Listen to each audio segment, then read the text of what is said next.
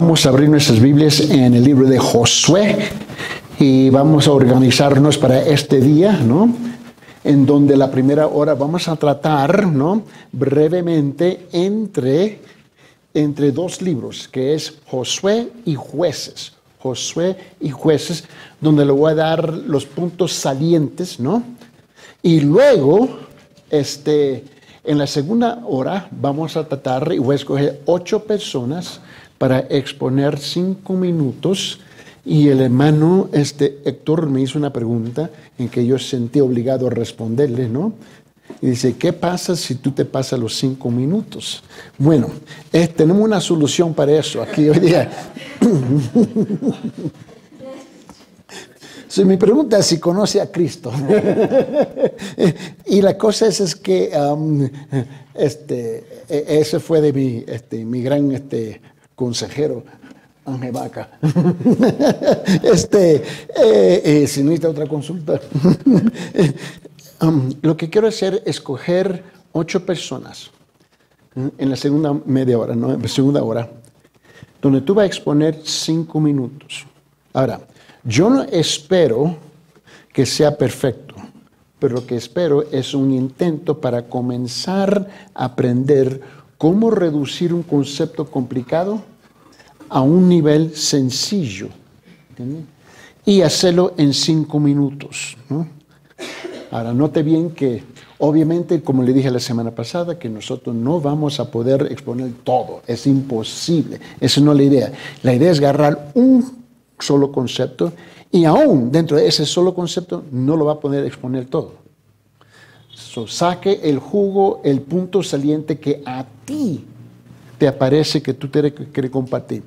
Pero sea claro, sea clara. Ahora, cuando no podemos reducir un concepto a unos minutos de claridad es porque nosotros no estamos claros con el concepto. Pero, ¿sabe? Eso viene con práctica. Y déjeme ser franco, esto no tiene que ver nada con inteligencia. La gente, que no tengo suficiente educación. No. Esto es práctica. Nunca he hablado con una persona que le da vuelta y vuelta y vuelta el tema y tú se le quedas mirando, ¿qué me está diciendo? Y eso por todo el tiempo que iba a las cortes en Los Ángeles, ¿no? El juez se frustraba. La jueza, ¿qué es lo que tú estás haciendo? Y le regañaba al abogado o a la abogada, ¿graduaste? No tomaste la práctica, llega al punto, ¿no? Yo entiendo el trasfondo, llega al punto. Y ese es el asunto. Y muchas veces, cuando nosotros estamos hablando con una persona, bueno, tú sabes que una persona te presenta emocionalmente, ¿no? Porque viene con un problema, ¿no? Eso es comprensible. Pero tú, que se supone que le va a ayudar, ¿no? Si tú andas igual, hay un problema más grande aquí. Y nunca tiene una persona que te trata de explicar una respuesta y le da vuelta y vuelta y tú sales más confundido con la respuesta que con el problema que tú tenías. Ese es el asunto. Esto es práctica. Pero la idea es que cuando tú aplicas un principio y comienzas a intentarlo, ya tú comienzas a ganar, tienes ganancias en cómo acercarse a la palabra de Dios. Esa es la cosa más importante. Es aquí donde le tomo los pastores en el seminario, que ahora vamos a ir mucho más despacio, porque ahora es aplicación. Y esto requiere tiempo. Y yo nunca estoy deprisa. Vamos a tomar tiempo. Eso es lo que queremos lograr hacer en la segunda hora. Muy bien. Vamos a orar. Señor Padre, en esta mañana, Señor, nos encomendamos en tus manos, reconociendo, Señor, que te necesitamos el Espíritu Santo, necesitamos tu ayuda, su sabiduría, Señor.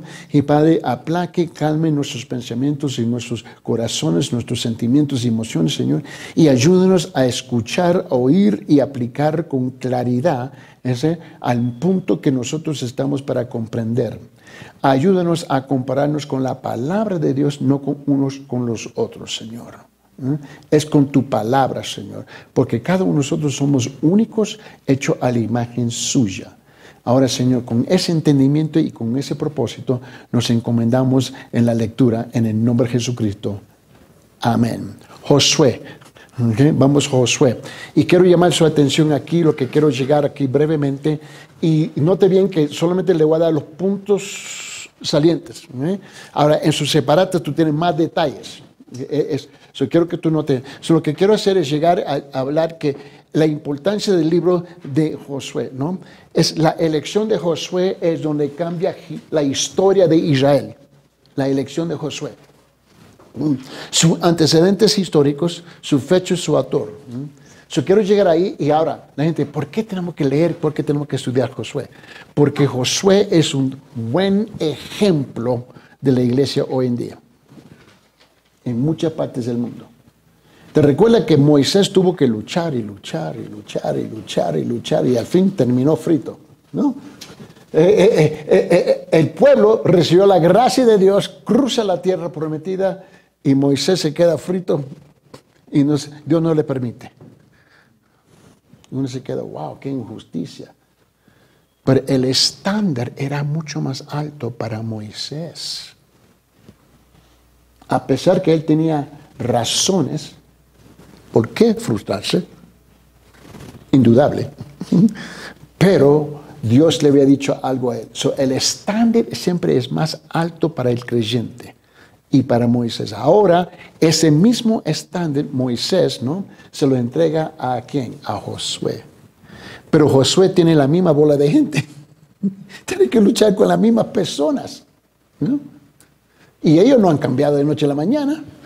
Ellos están arrastrando chanclas y refugiando y quejándose y un sinfín de otras cosas. Y ahora Josué era diferente. Josué sacó la espada. Dijo, hasta aquí. Y vámonos. Pero debajo de Josué, él había ya desarrollado un montón de líderes. Josué le daba su lealtad a Moisés, ¿no?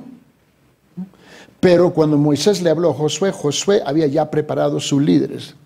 Porque él sabía que el fin de Moisés estaba llegando. No se olvida, ¿a cuántos años comenzó Moisés? Imagínense, 80 años. Josué no era ciego, ¿entiendes? Pero él sabía.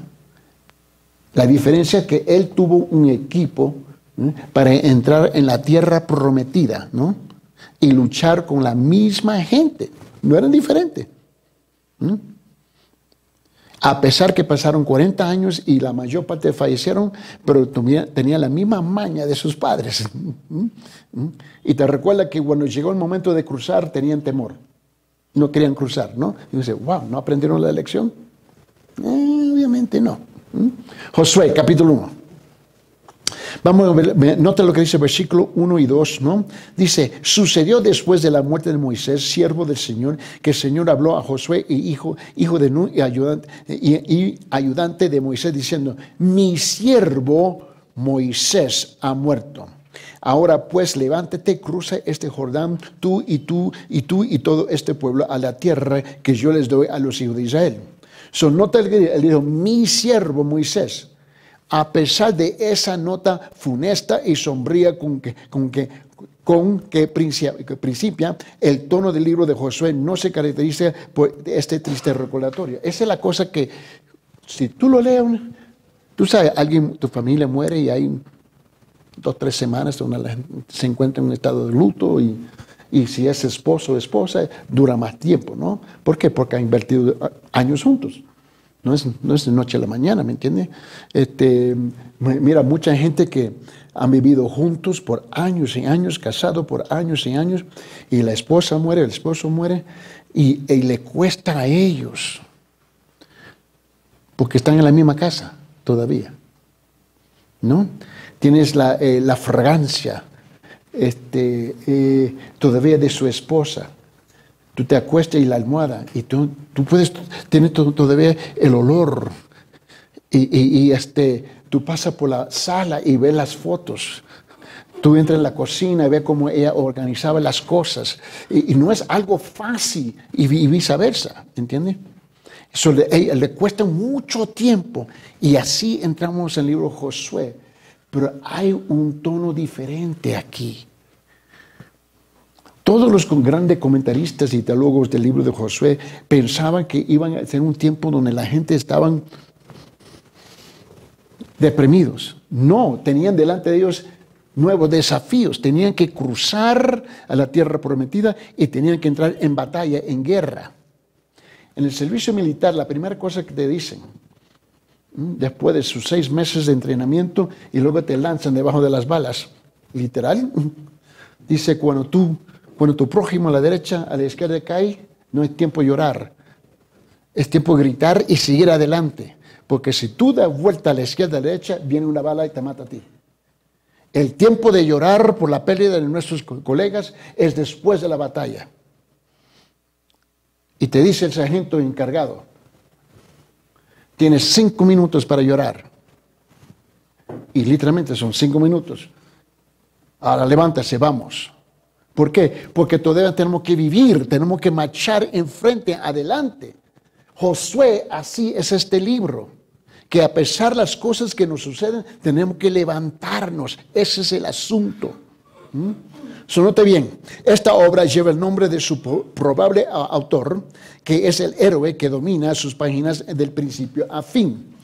Ese apelativo hebreo que quiere decir Jehová salva, Josué, mismo que corresponde a Jesús en el Nuevo Testamento, ¿no? En el canon de los judíos, los libros oficialmente aceptados por ellos, Josué es primero que aparece en la sección de los profetas. Ahora, te recuerda que te había dicho que la Biblia, su formato, ¿no? Su formato, ¿no? Tenemos los primeros 5 libros, Pentateuco, la ley, y luego tenemos los libros históricos, ¿no? Y luego llegamos a los libros poéticos, comenzando con Job, ¿no? Terminando con Eclesiastés, ¿no? Y luego entramos en los profetas mayores, ¿no? Y luego los profetas menores, y luego entramos en los evangelios, ¿no? Y luego en las epístolas, y el último es Apocalipsis, ¿no? Ok, ahora, así es que tú y yo nos acercamos a la Biblia. ¿Por qué? Pues somos dirigidos por su formato. Igual como leemos versículos, ¿no? Cuando son cartas largas, con párrafos largos, con múltiples temas dentro de un párrafo, ¿no? Ahora, pero en el libro hay 3 tipos de libros, ¿no? O versiones de la Biblia, ¿no? Aunque ahorita hay 2.250 y pico versiones de la Biblia en el mundo, versiones. ¿Okay? Pero hay 3 versiones, la hebrea, latín y griego, donde tú y yo sacamos nuestra versión en español. Y cuando tú levantas una Biblia hebrea, está completamente organizada distintamente diferente. Igual latín, igual hebreo y griego. Pero la versión nuestra en español y en inglés es igual. Porque somos llevados más por lo que sucedió más de 500 años atrás en Inglaterra cuando imprimieron la Biblia. O sea, si tú entiendes eso, mira lo que dice. En el canon de los judíos, los libros oficialmente aceptados por ellos, Josué es el primero que aparece en la sección de los profetas. Vamos a ponerlo así. ¿Quién es el primer profeta en el Antiguo Testamento de los mayores?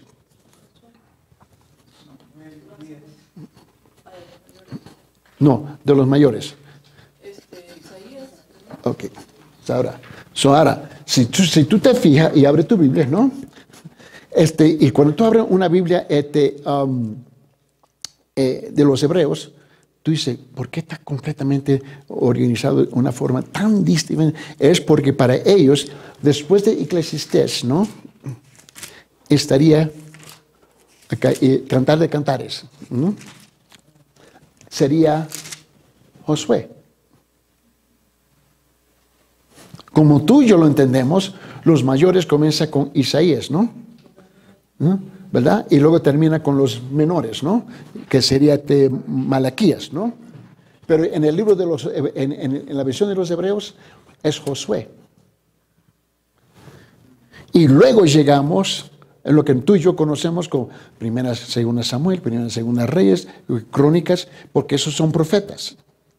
Pero tú y yo lo tratamos en nuestra versión, como está organizada el formato, ¿no? Como los libros históricos, ¿verdad?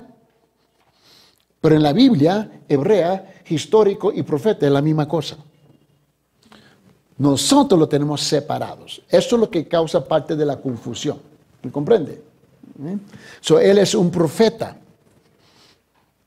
Josué, perdón, es considerado para los judíos Profeta. así como Samuel. ¿Y Moisés? Correcto, también Moisés. En hebreo no hay mucha separación en las categorías que nosotros hemos inventado. ¿Por qué? Dios es que uno. Es uno.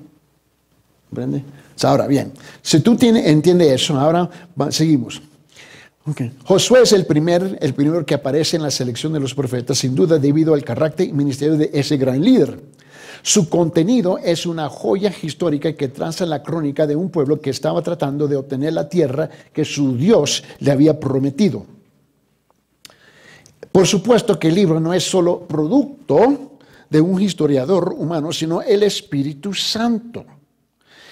Es algo interesante que los hebreos, en el Talmud, por ejemplo, no hablan Talmud, ¿ok? Talmud es el libro de los hebreos, que es el libro de comentarios de él. Y si no ha visto la versión hebrea, son 32 volúmenes. Cada uno es así. Es algo rico, ¿no? Pero la cosa es que ellos reconocen en el Talmud el gran movimiento del Espíritu de Dios.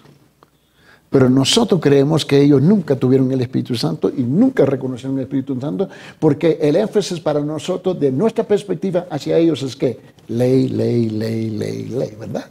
Así lo vemos. Cuando el judío escucha a un cristiano predicar, se queda ahí confundido. ¿De qué está hablando? ¿Entiendes? Y la cosa que nos maneja a nosotros es el formato. Es el formato. Mire bien. Por supuesto que el libro no es solo producto de un historiador humano, sino que el Espíritu Santo, en 2 Pedro capítulo 1, versículo 21, ¿no? También intervino, y como viene de Dios, la historia es verídica, ¿no? En ella el lector puede estudiar los éxitos y fracasos del pueblo de Israel y conocer la razón de ellos. En 2 Pedro 1, 21 dice, pues ninguna profecía fue dada jamás por un acto de voluntad humana, sino que hombres inspirados por el Espíritu Santo hablaron de parte de Dios. Ellos reconocieron eso. Nosotros creemos que no. Creemos que la versión hebrea es pura ley. Tinta negra, página blanca, seco. Y así no es. Noten los antecedentes históricos. No cabe duda que la muerte de Moisés tuvo un impacto adverso en el pueblo de Israel. Eso es cierto. Eso es cierto. Humanamente hablando, aquel gran hombre fue el que hizo que el pueblo llegara hasta ese punto de su historia y estuviera en el umbral de la tierra prometida. Moisés fue único, eso es cierto. Aparte de él, en la Biblia no dice que otro líder hablará cara a cara con Jehová, solamente fue él. Ahora, el primer líder que vemos después de Moisés que tiene que caminar en fe, ¿es quién? Josué. Josué no se sentaba en la tienda para hablar con Dios. Fue Moisés. En Éxodo capítulo 33, versículo 11 dice, y acostumbraba a hablar al Señor con Moisés cara a cara, como habla un hombre con su amigo. Cuando Moisés regresaba al campamento, su joven ayudante Josué, hijo de Nun, no se apartaba de la tienda. Deuteronomio capítulo 34, versículo 10 dice, desde entonces no ha vuelto a surgir en Israel un profeta como Moisés, a quien el Señor conoció a cara a cara. Yo no entiendo a todos estos profetas hoy día. Estaba sentado en la playa, Dios me vino a visitar y tuve una larguísima plática, y bla, bla, bla, bla, bla, bla, bla, y compartimos un tamalito juntos. Hay tonterías hoy día. Y que Dios me dijo. Yo no dudo que un Dios te habló. La pregunta si ese es el Dios de la Biblia. Esa es la pregunta, ¿no? Eso es muy común. Ahora note que bajo su liderazgo, el pueblo fue librado de la esclavitud de Egipto. Personalmente, él recibió la ley de Dios en el monte Sinaí. Eso sí lo sabemos. Eso está claro, ¿verdad? Seguimos un poquito más abajo. No obstante, Moisés murió antes de llegar a la tierra. Y eso lo vemos aquí, lo que vamos a leer en Josué, capítulo 1, versículos 2 y 3, ¿no? Ahora, baje por favor por otra parte. ¿Ve el párrafo? Dice por otra parte. La muerte del gran Moisés no fue un accidente inesperado para Dios. Tú sabes si hablamos, ¿no? No se esperaba que fulano tal iba a morir, o que ella va a morir. Bueno, a la luz de que somos creyentes, ¿no? Siempre debemos tener la esperanza que uno de nosotros vamos a apartar. Tú sabes que el único que se atreve a morir es un creyente. Porque sabe en quién está. Los demás están aterrorizados a morir. Debemos de vivir nuestras vidas con la espera que en cualquier momento tú y yo vamos a apartar de esta tierra. Cuando Moisés muere, no fue algo inesperado de parte de Dios. Me agarró de sorpresa. En cualquier momento tú y yo podemos apartar. Note bien. Por otra parte, la muerte del gran Moisés no fue un accidente inesperado para Dios, ni un suceso que haya frustrado sus planes, ni de ninguna manera. Como parte de su plan eterno, esa consecuencia fatal quedó sellada aquel día en que Moisés golpeó la roca en Cádiz. Se frustró. Ser humano, ¿no? Pero desobedeció. Y Dios no le dijo, bueno, Moisés, ¿sabe qué? Te voy a regalar 2 semanas de consejería para enderezarlo. Te dije una vez, 2, fracasaste, perdiste, aquí queda con las consecuencias. Aquí Moisés no le pudo decir a Dios, entiéndeme, por favor. Tú no entiendes, tengo que arrastrar 6 millones de chillones aquí. No. Él dijo, no, yo hablé contigo. Y Dios tuvo que decirle a él y a su hermano Aarón. Ve lo que dice en Números capítulo 20, versículo 12. Números capítulo 20, versículo 12. Y el Señor dijo a Moisés y a Aarón, porque vosotros no me creísteis a fin. ¡Wow! ¿Vosotros no qué? Él no le dijo, no me entendiste. ¿Entiende? Estaba el otro día esperando mi turno, ¿no? En el canal, en el estudio, ¿no? Y bueno, Héctor conoce a la señora que viene antes de nosotros. Y ella estaba hablando, no, que el pueblo no entiende, estaba dando su noticiero y esto. Cuando terminó, ella dice, ¿qué piensa de mi programa hoy día? Yo dije, bueno, como hiciste la pregunta, y dije, yo estaba chévere con todo hasta que usted dijo que el pueblo no entiende. No, el pueblo entiende. Deje de insultar al pueblo. Y se me quedó mirando. Cada vez que te escucho, tú estás insultando al pueblo que no entiende. El pueblo entiende. El pueblo rechaza. Pero ellos entienden, por favor. ¿Tú crees que ellos no han sobrevivido tantos años a las olas porque no entienden? Seguro que sí que ellos entienden. Es que rechazan. Este es un ejemplo. Y el Señor dijo a Moisés y a Aarón, porque vosotros no me creísteis, no que no me entendisteis, a fin de tratarme como santo ante los ojos de los hijos de Israel, por tanto no conduciréis a este pueblo a la tierra, ¿ves?, que le he dado. Tú, Moisés, anulaste la promesa que te entregué.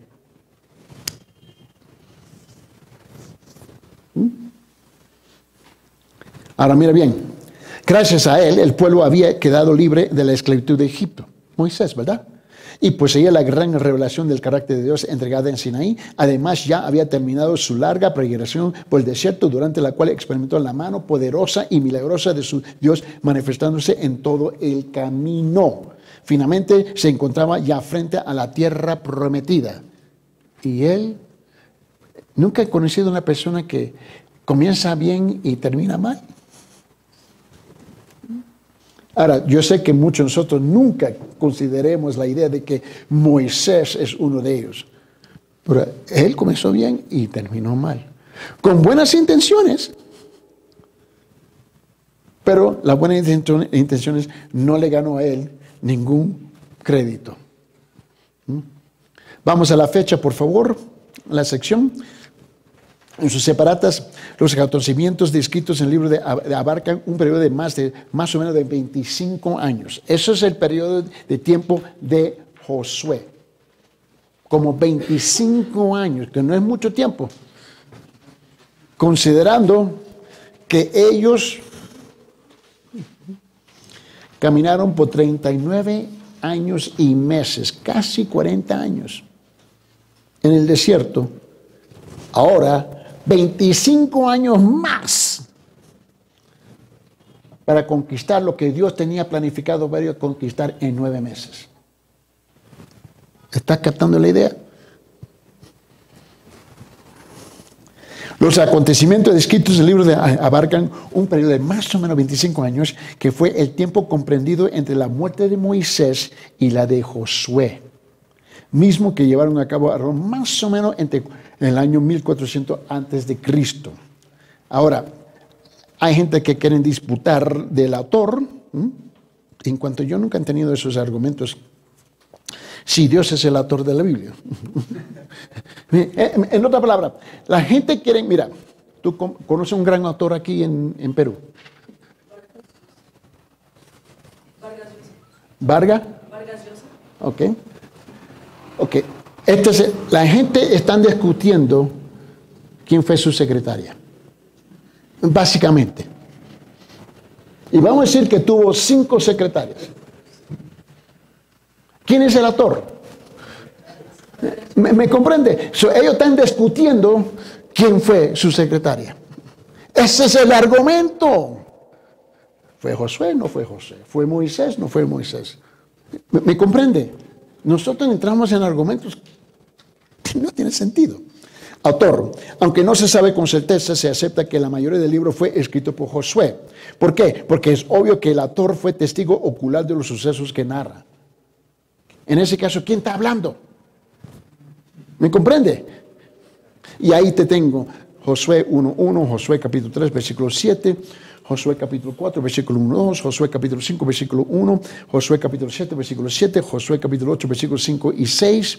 Y ahora vamos a la porción donde dice, naturalmente la porción relacionada con la muerte de José fue escrita por otro autor. Eso es obvio.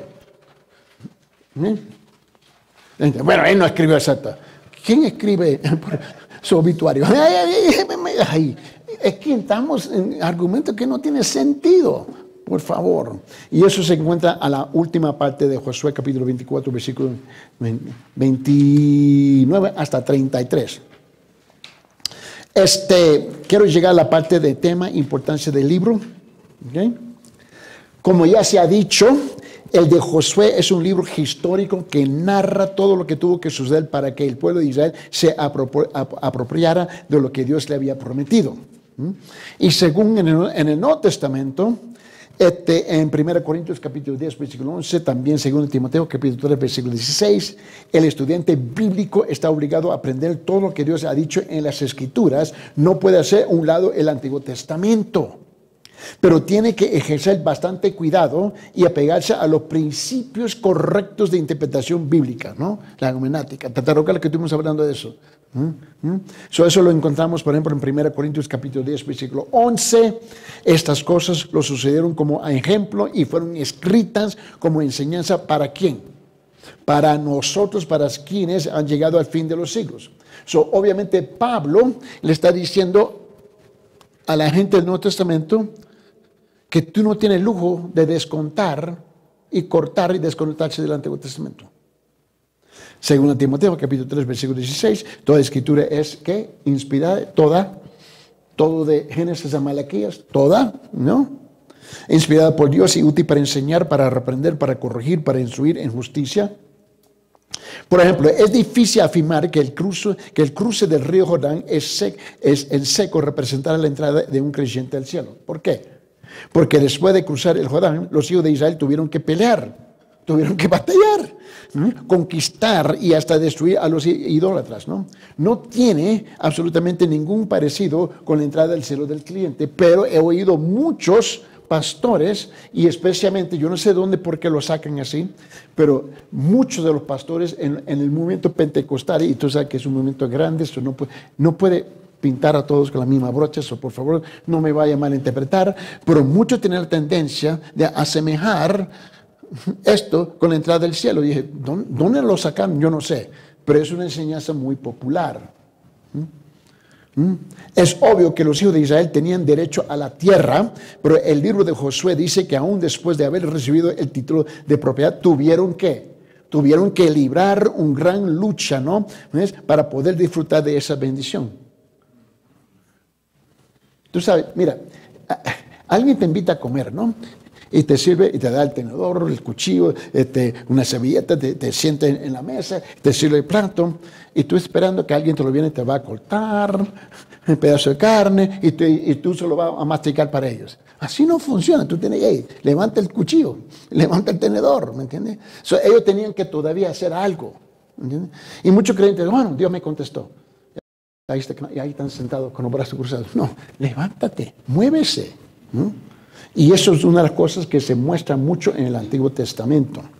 Note, el libro de Josué ejemplifica lo que dijo el apóstol Pablo en su carta a los Efesios relativo a la recomendación de vestirse con toda la armadura de Dios antes de iniciar el combate espiritual.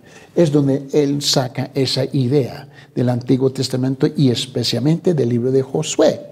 Efesios capítulo 6, versículo 11 dice, revestidos con toda armadura de Dios para que podáis estar firmes contra las insidias del diablo, ¿no? Ahora vamos al Jueces, por favor. Jueces.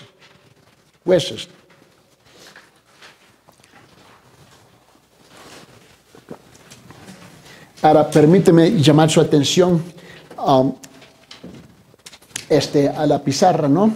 Porque una vez más, Jueces en hebreo, tú nunca encuentres el nombre Jueces en la versión hebreo. En hebreo es la Sojantín en hebreo. Así ellos lo conocen. En latín es Judicum, ¿ok? Así ellos lo conocen, ¿no? En griego es de la Critaia. Cuando tú escuchas a alguien hablando, dices, ¿y de qué está hablando? En español para nosotros es jueces. En inglés es judges. ¿Me entiendes? ¿Y por qué? Porque estas dos versiones, ¿no? Tuvo el efecto de lo que nos nombra las Septuaginta, ¿no? Que es el Antiguo Testamento que fue traducido en griego aproximadamente unos 70 años antes que llega Cristo a la tierra.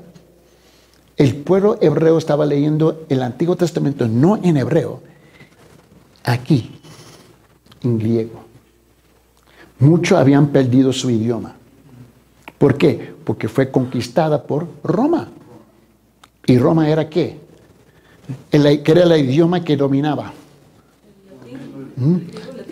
Griego. ¿Me comprende? Ahora, cuando se traducen muchas cosas, eso sí costó. Cuando se traduce muchas cosas del griego, ¿no? De hebreo griego, esa es la razón por que Jesús le dice, leíste y no entendiste. Él tiene que corregir muchas cosas en ellos. Porque había una traducción que le costaba. Mira, Jesús es el autor de la palabra, ¿verdad?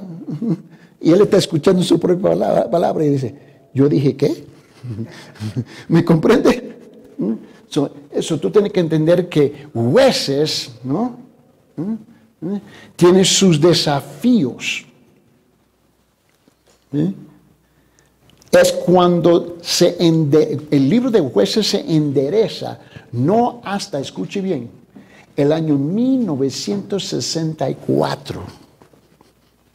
Porque tomaron casi 20 años, cuando descubrieron los rollos del Mar Muerto. Hay más de 5,000 piezas en el Mar Muerto que se recuperó en el año 1948. Pero el público no ve los rollos del Mar Muerto, ¿no? Hasta el año 1995. Del 48 hasta el 95 lo están estudiando. Y se hizo un acuerdo con los grandes seminarios de toda parte del mundo, principalmente de los Estados Unidos, de Inglaterra, de Australia, Nueva Zelanda, Canadá, juntamente con Europa y el Vaticano, donde fue la primera vez que pudieron sentarse sin pelearse y estudiar los rollos del Mar Muerto. Es ahí donde van descubriendo hay un montón de cosas y notaron que era precisa la Biblia que teníamos. Porque pudieron reconstruir toda la Biblia de los fragmentos. Eso fue lo que le asustó a ellos. que estaban preservados, pero perfectos, en una cueva, con una temperatura que no se deshicieron. Imagínense, en esta cueva donde nosotros fuimos es grande. Uno dice, wow. ¿Tú crees que hace frío aquí en la noche? Muy conservados, ¿no? Ahora yo tengo los 5,000 y pico piezas ahora lo hicieron digital, ¿no? En hebreo. Y la cosa es que, la cosa que ellos pueden hacer es enderezar esas 3 versiones. De Sohatim, Judicum y Kritai. Hebreo, latín y griego. So, tú tienes que entender, y jueces tienen mucho significado para nosotros hoy día, especialmente en lo que se nombra la iglesia. So, vamos a ver, en su separata título y lugar que ocupa en el Canaán, el título de jueces puede trasladarse hasta en hebreo, Sohatim, ¿no? En jueces, y a través de la frase en latín, liber judicum, y también de la que aparece en la Septuaginta, la LXX es Septuaginta, esa es la versión, ¿okay? En griego, el libro de Hebreo, ¿no? El libro del Antiguo Testamento. Y eso es lo que confunde mucha gente. Ahora, el título es muy apropiado porque el concepto de arbitraje legal que conocemos en la actualidad también abarcaba la autoridad administrativa en general, así como la liberación de los enemigos de Israel. En nuestra Biblia, el libro de los jueces se encuentra entre los generalmente lo que se clasifican como los libros históricos, pero en la Biblia hebrea está incluido en la división de los profetas. Y va precedido por la ley y seguido de los escritos, especialmente los profetas anteriores. Incluyen Josué, jueces, Samuel y reyes. Para los hebreos son profetas. Debe ser igual para nosotros, porque el contenido, obviamente, están juzgando, ¿no? Y profetizando simultáneamente, porque para ellos no hay separación. Para nosotros sí, para ellos no. So, ahora el autor y la fecha, ¿no? Y aquí donde entramos un montón de cosas para que usted lo pueda estudiar, ¿no? Primeramente, la evidencia interna del libro de los jueces sugiere que fue escrito durante los primeros días de la monarquía. Y dice, pero ¿qué es importante entender eso? Porque ahí donde tú sacas todos los principios que se encuentran en el Nuevo Testamento. Los 3 hechos siguientes apoyan esta afirmación. Número 1, el lema estilístico en que aquellos días no había rey en Israel, ¿no? En que se repite hacia el final del libro, ¿no? Y ahí te doy toda la evidencia bíblica ahí. Llegamos al número 2, por favor. La declaración que se hace acerca de Jerusalén en el sentido de que se acerca a Jerusalén en el sentido de que y aquí tenemos el desafío que tenemos que, por esa razón le recomendé, yo creo que fue, ¿usted compró una Biblia cronológica? ¿Sí? Ok, ahora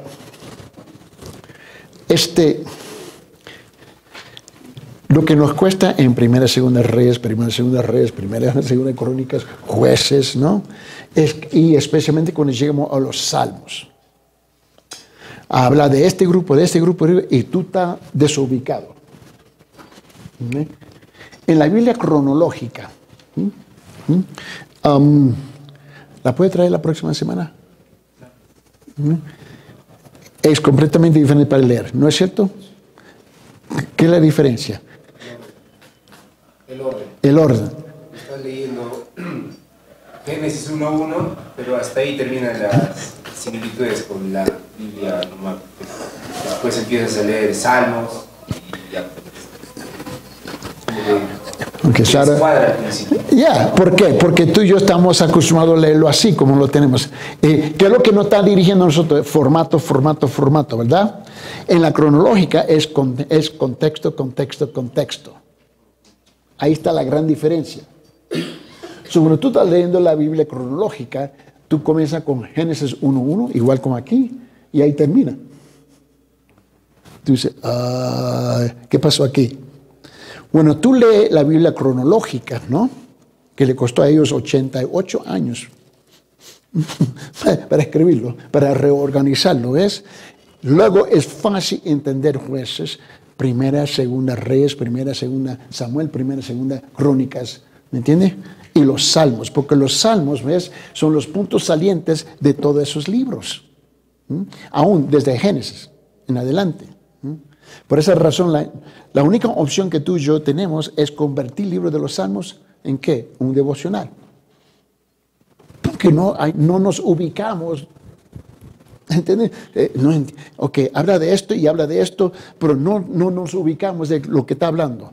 Solo convertimos en un devocional, ¿me entiendes? Y luego cuando vamos a predicar, así lo predicamos como un devocional, sin dar, ¿me entiendes?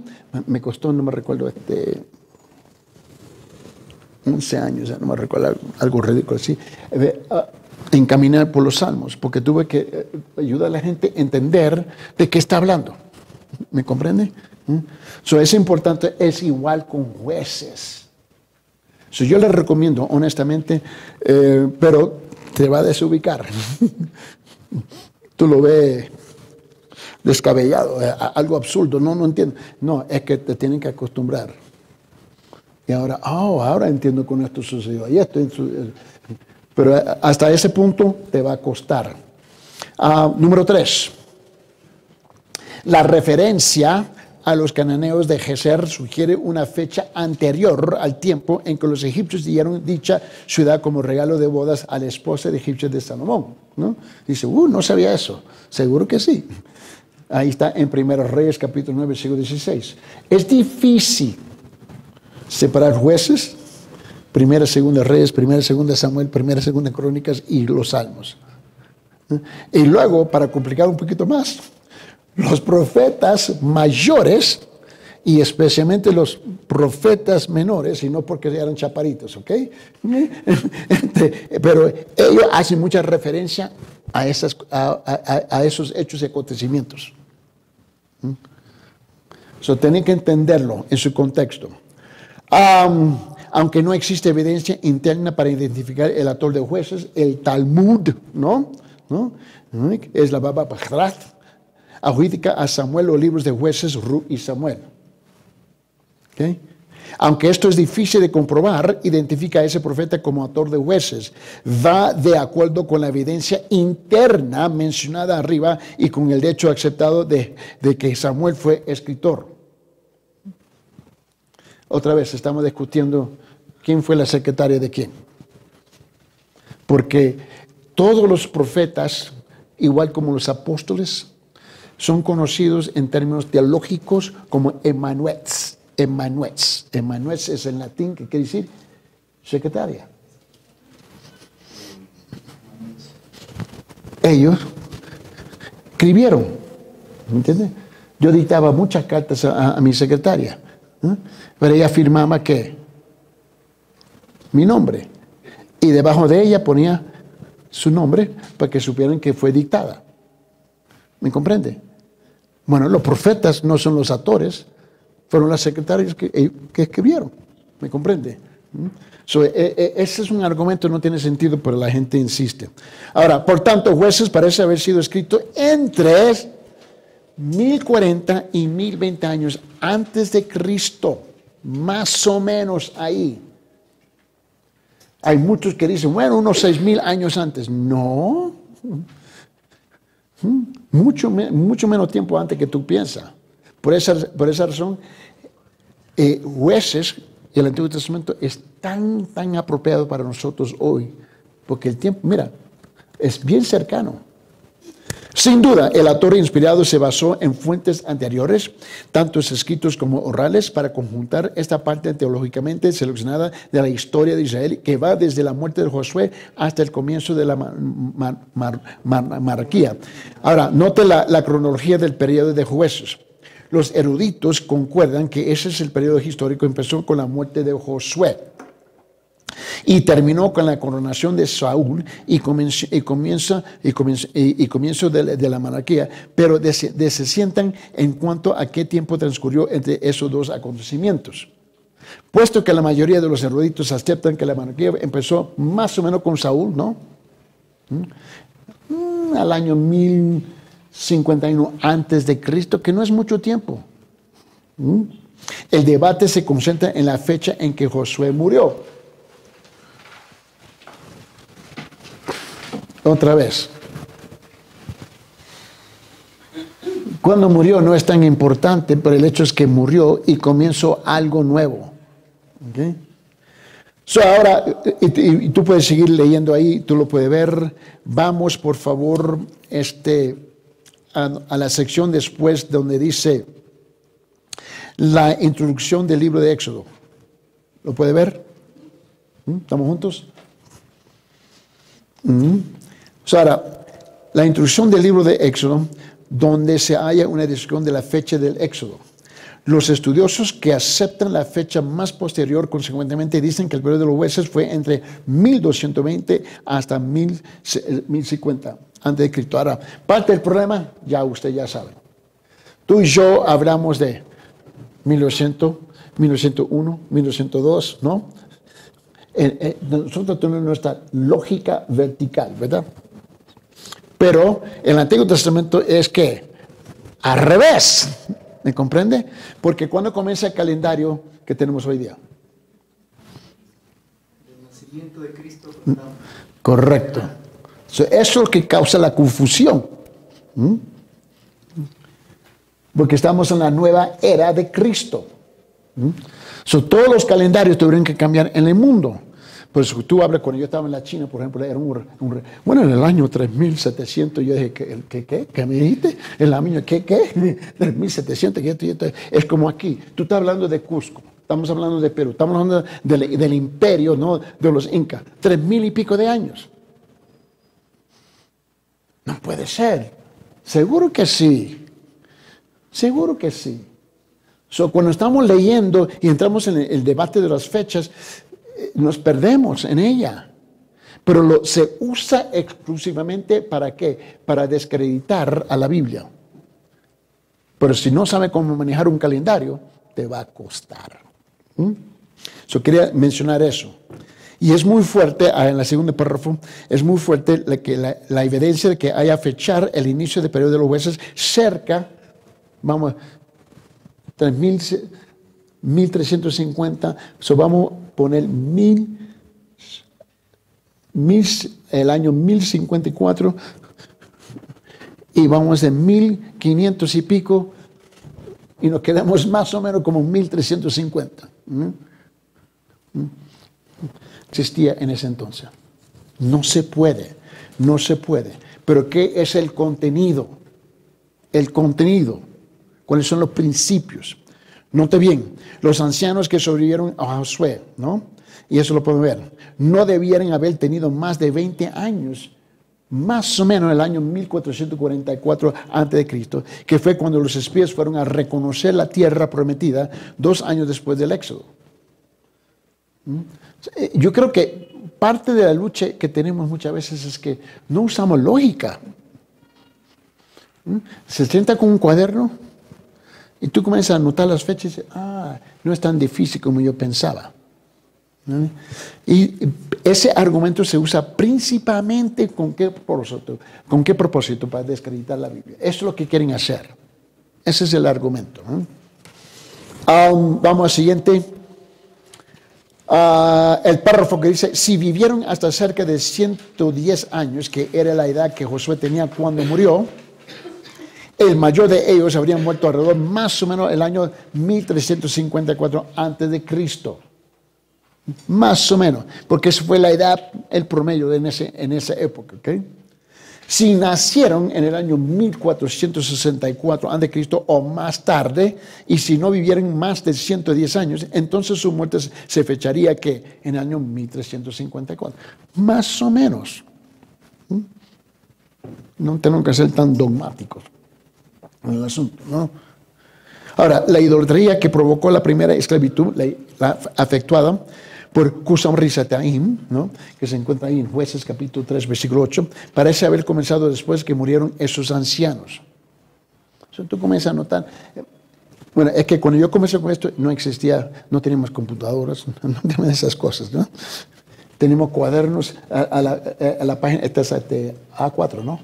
el tamaño de la... tenemos nosotros cuadernos así, en amarillo, y teníamos que... Y eso era horas y horas y horas y horas y horas para estudiarlo, ¿no? Y luego, después de hacer todo eso, la Biblia tenía sentido para nosotros, ¿no? Pero ahora no tiene que ser eso, ya lo tenemos todo digital. Es increíble lo que tenemos hoy día. Ahora vamos al siguiente. Quiero llegar donde está Sansón. Las fechas del periodo de Sansón. ¿Lo puede ver? Debe ser la siguiente página, yo creo que es. ¿Lo encontraron? Las fechas del periodo de Sansón como juez.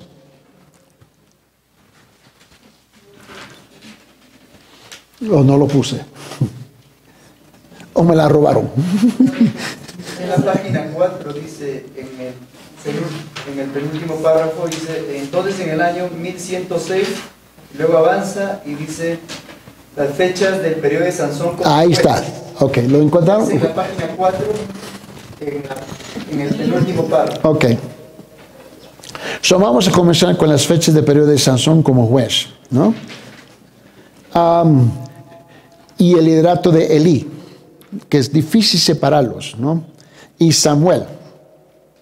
Pueden ser reconstruidas con bastante exactitud, haciendo que se traslapen de los años de Sansón y Samuel a partir de las fechas bastante conocidas del reinado de Saúl. Y Merrill, yo creo que todavía es el mejor, aunque ancianito, pero todavía él es el mejor en sacar los datos. Él es el mejor en todo eso. Años y años atrás, él fue a Israel, hizo un debate, ¿no? con los rabíes, ¿no? Y la cosa es que él los dejó ahí avergonzados, porque fue preciso y les ayudó a ellos a entender unas cosas.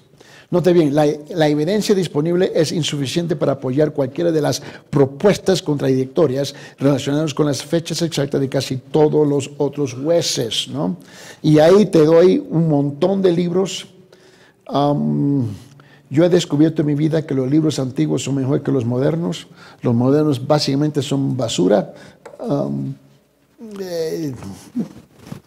Más bien es opinión. Aumentando el tiempo de la regencia de cada juez a la opresión previa, se obtiene un total de 410 años si la opresión filistea y la regeneración de Sansón se encuentra por separado, que es un periodo demasiado largo para acomodar el periodo entre Josué y Saúl. Por lo tanto, los eruditos concuerdan que los periodos, algunas opresiones y regencias se traslaparon. Esto es lo que podía esperarse, porque muchos jueces, si no lo es que todos, probablemente gobernaban sobre porciones geográficamente limitadas de Israel. Y luego tenemos el escenario histórico y teológico, ¿no?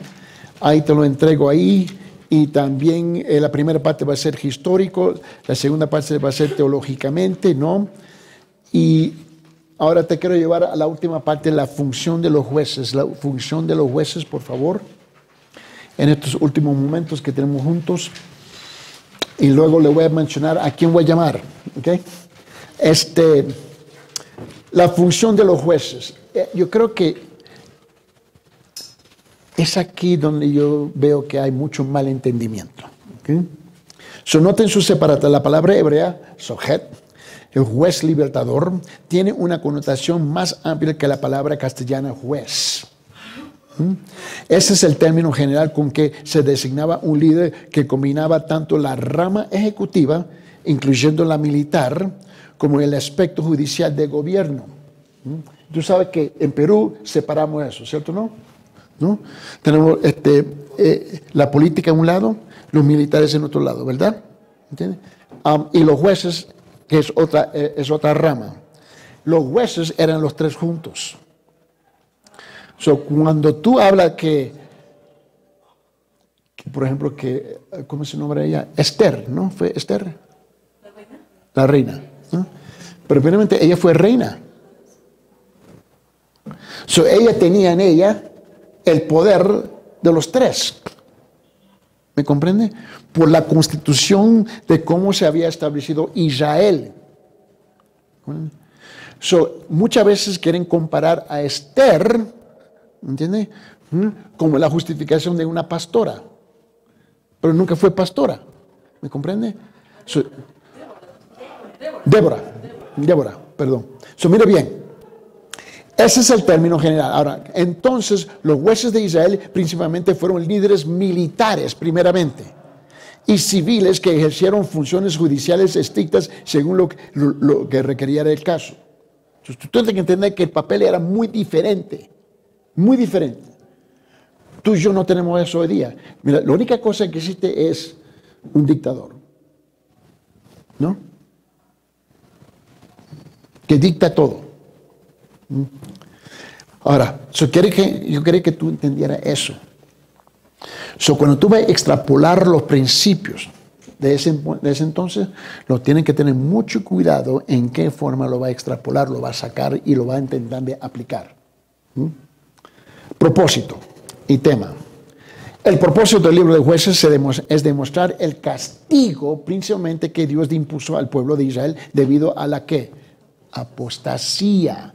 Ahora, imagínense, cuando llegamos al libro de los Jueces, ya el judaísmo estaba en un estado de ¿qué? Decadencia, apostasía. Cuando llegamos a Isaías, apostasía. Y encima de eso, 70 años más o menos antes que llegue Cristo, ellos no están leyendo las escrituras en hebreo, la están leyendo en griego.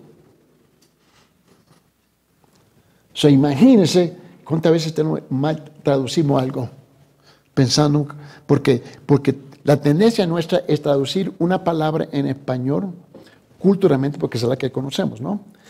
Y porque es la misma palabra en la Biblia, creemos que es el mismo concepto y descubrimos que no es.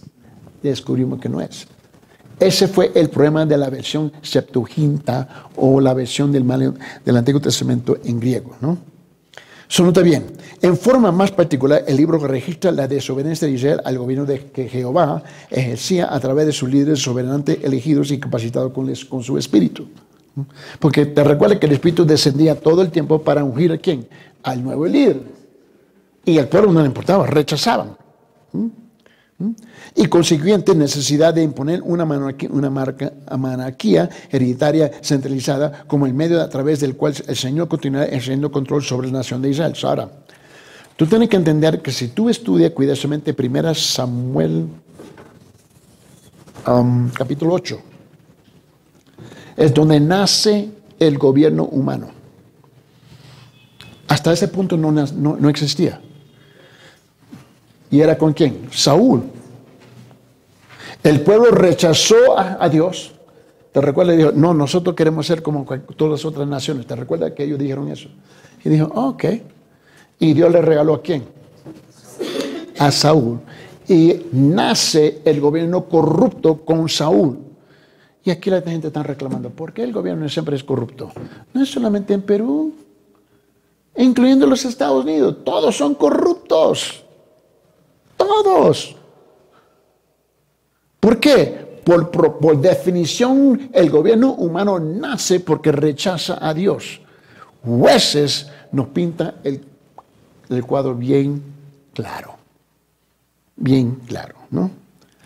Muy bien, vamos a terminar esta parte. La desobediencia a Jehová del pueblo y su adoración de los dioses cananeos le impidió experimentar la bendición divina y lograr la completa conquista de sus enemigos.